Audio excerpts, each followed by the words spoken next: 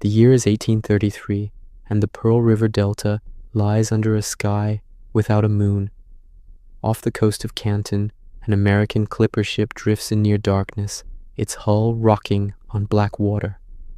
No voices carry across the waves.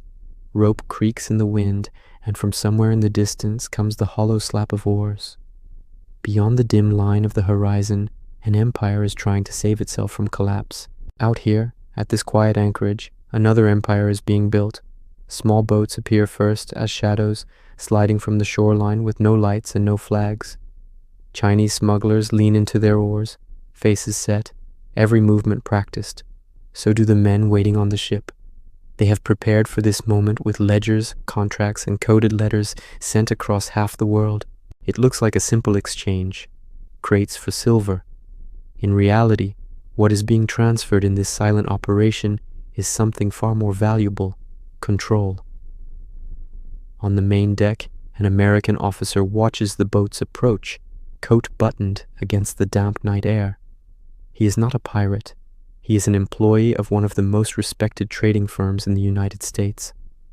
Back home, his employers are greeted in drawing rooms and board meetings as sober, disciplined men of business. But here, in the darkness off Canton, their business is clear. The crates stacked in the hold are full of opium. The procedure is mechanical. Hooks secure the boats, planks are dropped into place, and Chinese crews move quickly, lifting and passing wooden chests marked only with symbols and numbers. The Americans never set foot on shore. They will never be seen entering a Chinese port with contraband. That is the design. The ships remain offshore, anchored in a legal gray zone, while intermediaries move the cargo into a country where it is banned. The smugglers pay in silver, heavy, physical proof of demand, and the metal is carried aboard by the same careful hands that handled the drug. In the ledgers, these transactions will be recorded as cargo, produce, or simply merchandise. By dawn, the chests of opium will be moving inland towards smoking dens and back rooms where men will inhale away their wages and their strength. The silver will begin its journey in the opposite direction, across oceans, into counting houses in Boston, New York, and Connecticut. There it will be transformed into mansions, railroads, endowments, and eventually into the kind of quiet, inherited power that never has to explain itself. Years from this night, that power will send sons to elite schools, into law firms, boardrooms, foundations, and finally into the Oval Office. Among the companies orchestrating operations like this is Russell and Company, the largest American firm in the China trade. One of its partners is a young man from Massachusetts named Warren Delano II. He has come here at 19, stayed through his 20s, and will leave with a fortune so large that his descendants will never need to work in trade again. His grandson will grow up on an estate financed by knights like this. He will attend Harvard, enter politics, and one day guide the United States through economic collapse and World War.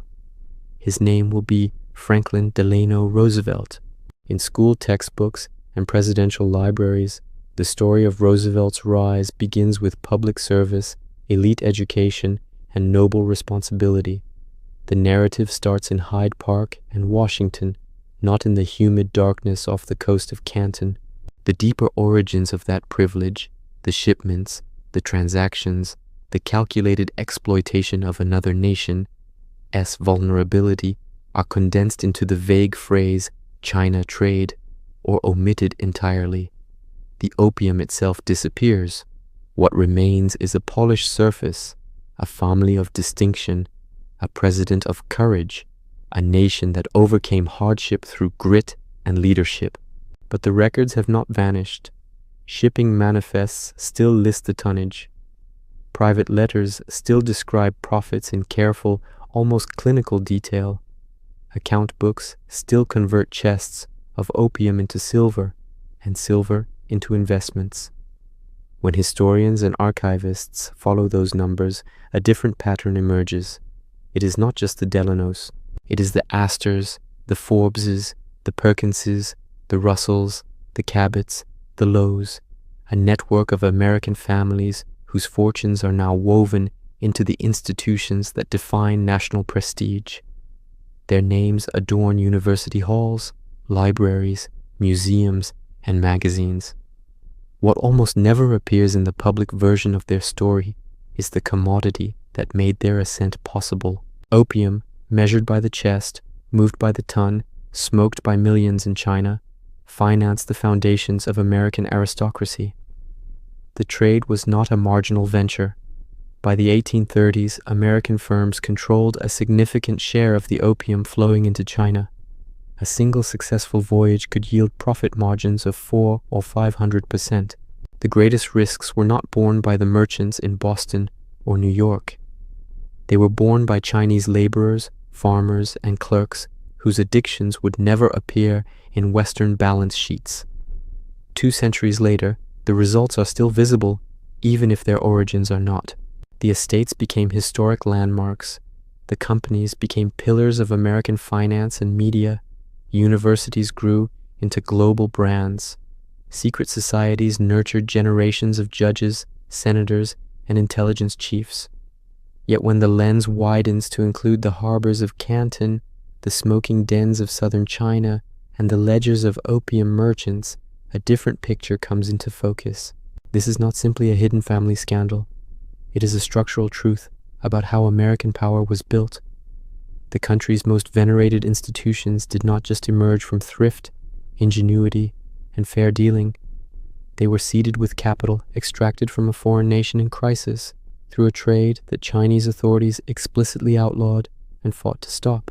The same families that would one day shape domestic law and public morality began their climb by flooding another society with an addictive narcotic, then retreating behind the shield of legality at home, while history quietly learned to look the other way.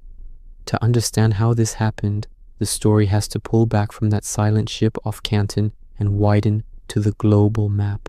In the early 19th century, Britain faced a dilemma. Its appetite for Chinese goods seemed endless. Tea had become a daily ritual in British homes. Silk, porcelain, and lacquerware flowed steadily from Chinese ports into London warehouses. Yet almost nothing moved in the other direction. China's Qing dynasty saw itself as self-sufficient. It had little interest in British textiles or manufactured goods. The imbalance was simple and dangerous.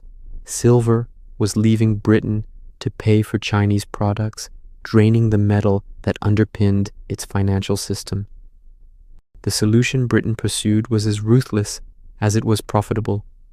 Within its Indian possessions, poppy cultivation expanded under official supervision. The raw opium was processed into dense, transportable chests and auctioned to private merchants. Everyone involved understood the final destination, even if official paperwork avoided stating it plainly. These merchants sailed east, toward a market where the drug was banned, but demand was growing, carefully cultivated by decades of covert supply.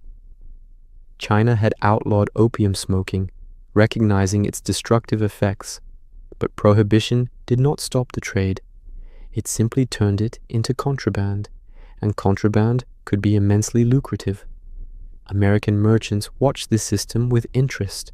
The young United States had no empire in India, but it did have ships, fast ones. New England yards launched clipper vessels, long and narrow, built for speed rather than bulk. These ships could outrun most naval patrols and compress the long journey from the Atlantic to the China coast. British firms dominated the trade by volume, but Americans carved out a niche by moving quickly and discreetly. They bought opium at auction in British India or acquired it in Turkish ports, packed it into their own holds, and sailed for the same anchorages off the Chinese coast where smugglers waited in the dark. The mechanics of the trade were simple in outline and complex in execution. American captains avoided Chinese customs posts and official harbors. They anchored offshore and allowed small local vessels to approach under cover of night. Chests of opium passed into Chinese hands. Silver coins and ingots came back. The opium traveled inland into networks of brokers, retailers, and smoking dens. The silver traveled outward, across oceans, through counting houses, and into the accounts of partnerships with names that would become familiar to American history. On paper, the firms were mercantile houses engaged in the China trade.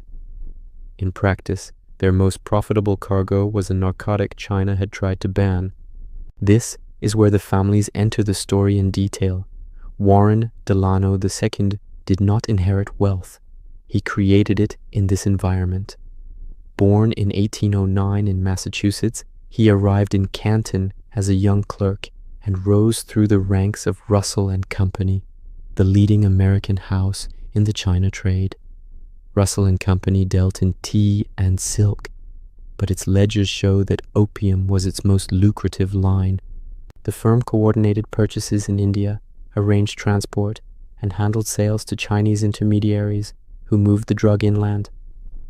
Over 13 years in China, Delano's career coincided with some of the most intense years of American participation in the trade. When he returned to the United States, he came back wealthy enough to build a vast estate at Newburgh on the Hudson River, an expansive mansion surrounded by land that announced his arrival into the ranks of the American elite. That estate, and the capital behind it, became the foundation upon which his descendants would build. When the Panic of 1857 wiped out much of his fortune, Delano went back to China, resumed his work, and rebuilt his wealth again. Twice, his life trajectory was rescued and elevated by profits from opium.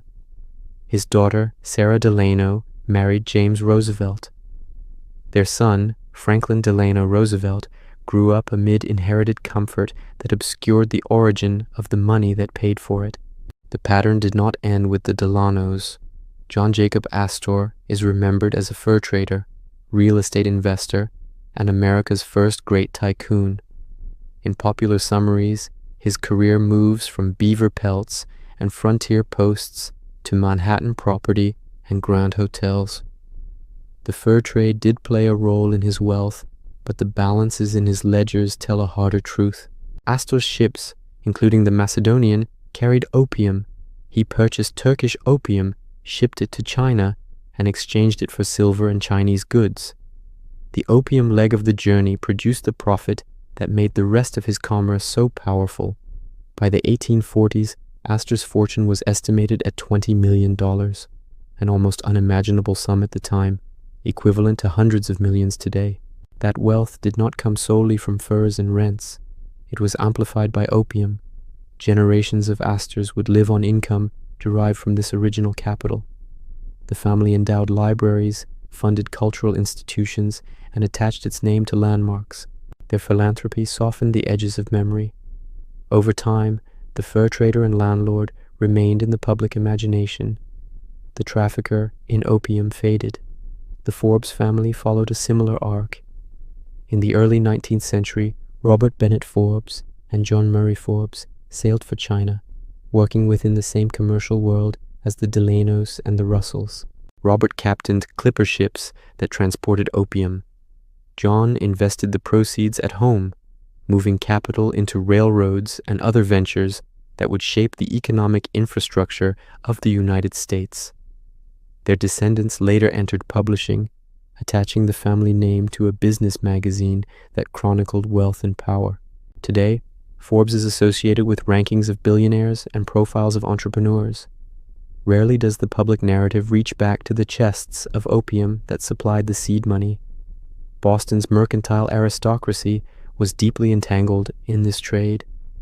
Thomas Hondasid Perkins, T.H. Perkins, in the Annals of New England, ran opium from Turkey and India to China for decades. His firm later merged into Russell and Company, concentrating American involvement in the trade under a few powerful houses. In Boston, he was celebrated as a benefactor. Hospitals, schools, and charitable institutions bore his influence and, in some cases, his name. The Perkins School for the Blind emerged from this philanthropic activity, financed in part by wealth originally drawn from opium. The Perkins Fellowship at Yale would later support scholarship under the same quiet legacy.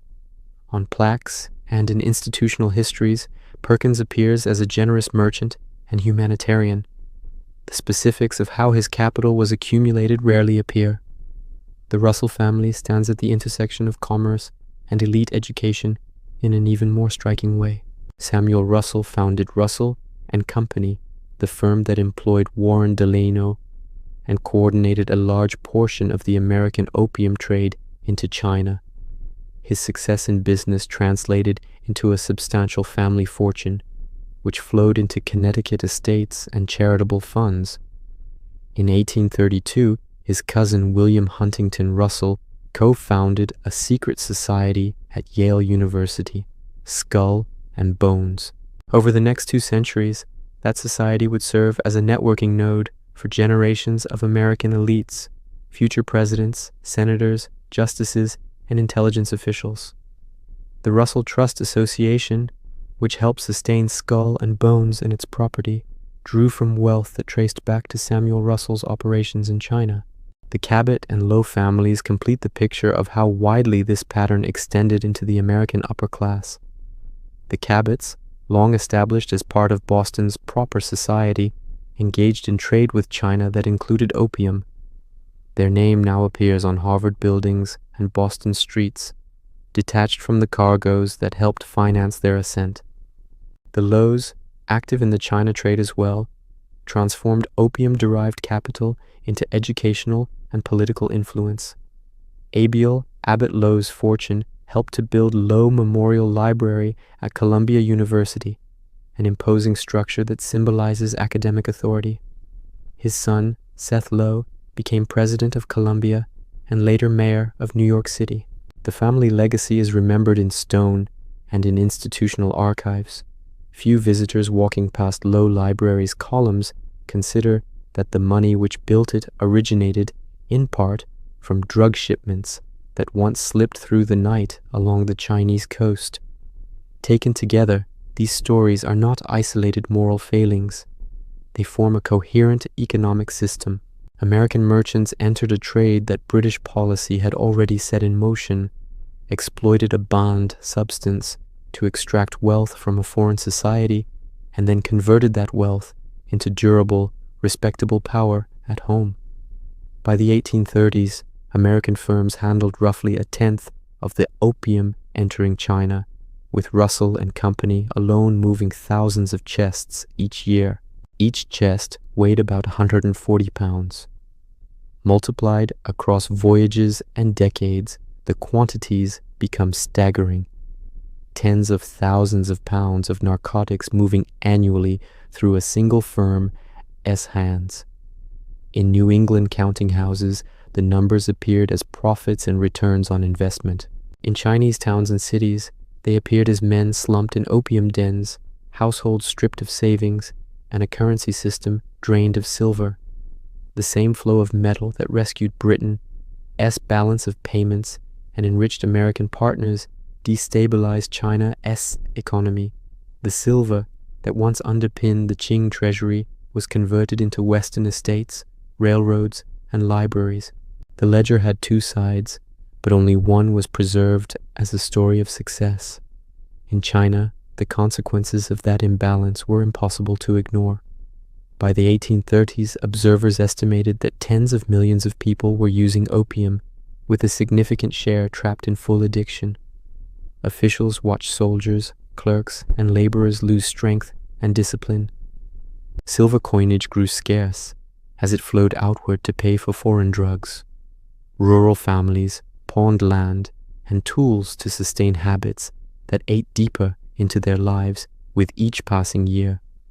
The Qing government understood that opium was not simply a moral problem. It was a strategic threat, draining wealth and weakening the state from within. The court's response culminated in the appointment of Commissioner Lin Zexu, a scholar official tasked with confronting the trade at its source in Canton. Lin wrote letters, issued public proclamations, and demanded that foreign merchants surrender their opium stocks. When pleas and edicts failed, he turned to decisive action. In 1839, under his direction, Chinese authorities seized and destroyed a vast quantity of opium, roughly 1,000 tons, by mixing it with lime and salt and flushing it into the sea. To imperial officials, this was a necessary act of national defense. To British merchants and politicians, it was an attack on property and trade. The result was war. British gunboats arrived on the China coast, bringing industrial firepower to bear against a government that had not yet modernized its navy or artillery. The conflict that followed, later known as the First Opium War, ended not with justice for the Chinese victims of addiction, but with a treaty imposed under the threat of continued violence. The Treaty of Nanjing in 1842 compelled China to cede territory, including Hong Kong, open additional ports to foreign trade, and pay large indemnities. It did not explicitly legalize opium, but it crippled the Qing state's ability to enforce its own laws against foreign merchants. The drug trade, far from being suppressed, adjusted and expanded. For American firms, the turbulence was an opportunity. While British operations were temporarily disrupted by warfare, American merchants stepped into the gaps, continuing to move opium along the coast and into inland networks. When hostilities ended, both British and American participants resumed their activities under even more favorable conditions. A second conflict in the 1850s, again tied to disputes over trade, diplomatic rights, and enforcement, further eroded China's sovereignty. By the time the smoke cleared, Western powers had forced open a nation that had attempted to defend itself against precisely the kind of predation that had enriched families in London, Boston, and New York. In the United States, however, the story took a very different turn. The same men who had benefited from these wars returned home as respected retirees. Their portraits were painted. Their names appeared in charitable bequests. Their descendants inherited not just money, but social position. They entered politics, law, banking, and academia. They became trustees of universities, founders of libraries, patrons of the arts. Over time, the memory of how their fortunes began dimmed by design. Official biographies emphasized industry, discipline, and civic-mindedness. At most, the phrase China trade appeared as a vague, almost romantic shorthand for daring and commercial acumen. The word opium disappeared. By the early 20th century, the descendants of these families stood near the center of American power.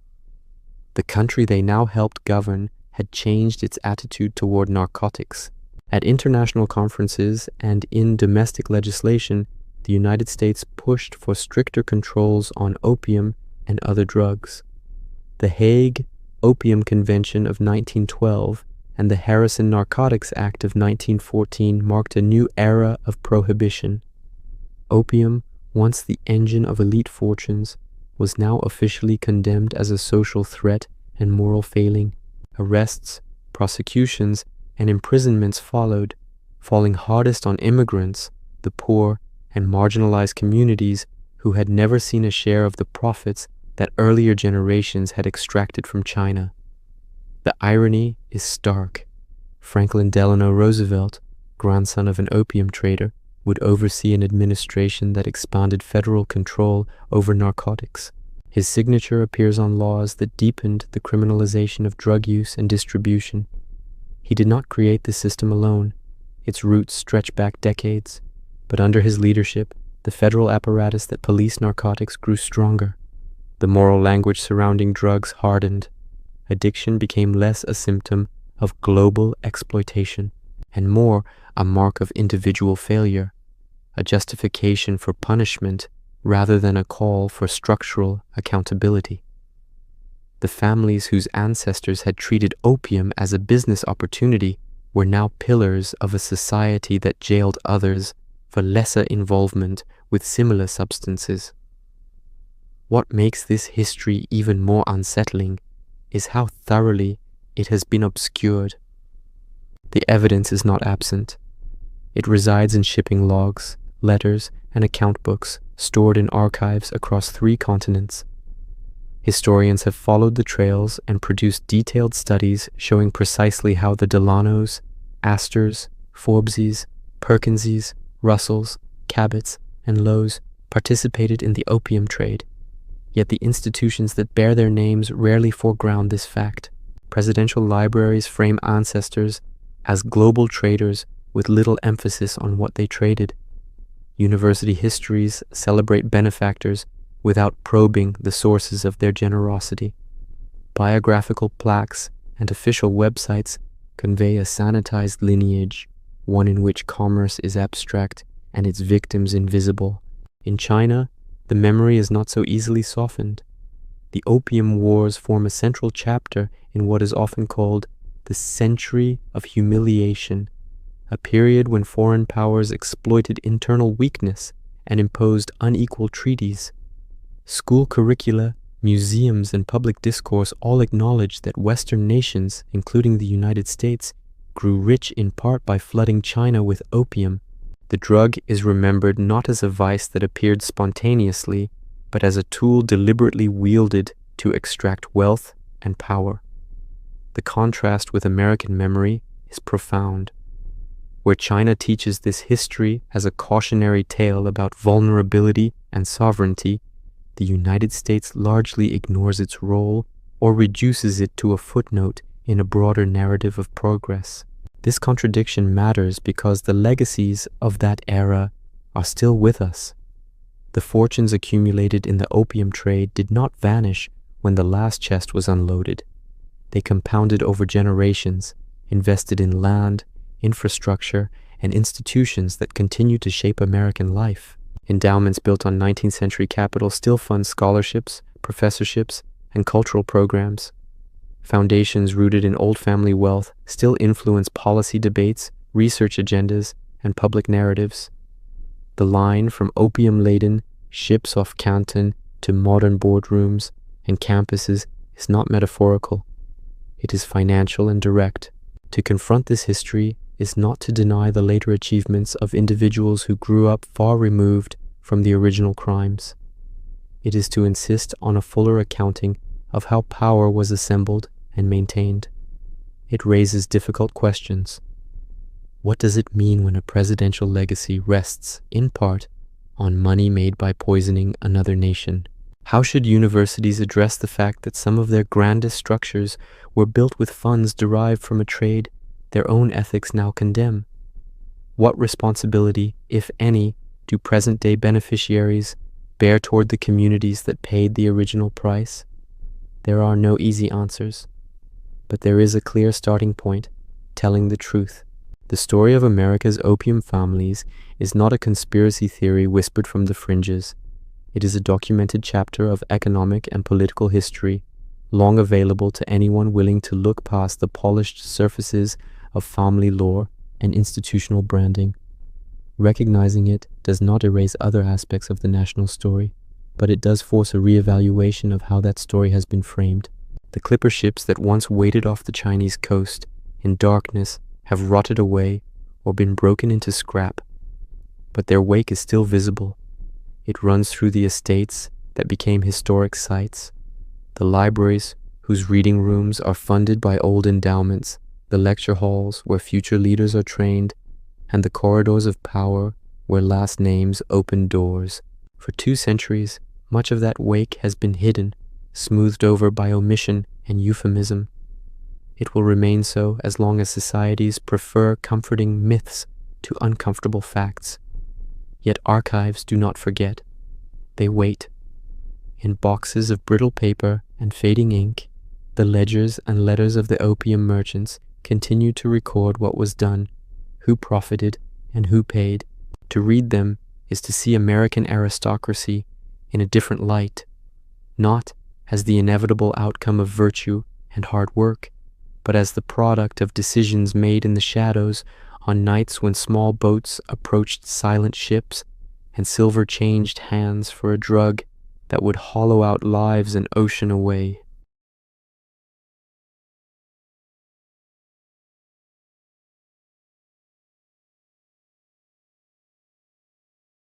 The question is whether we are willing to hear everything they mean.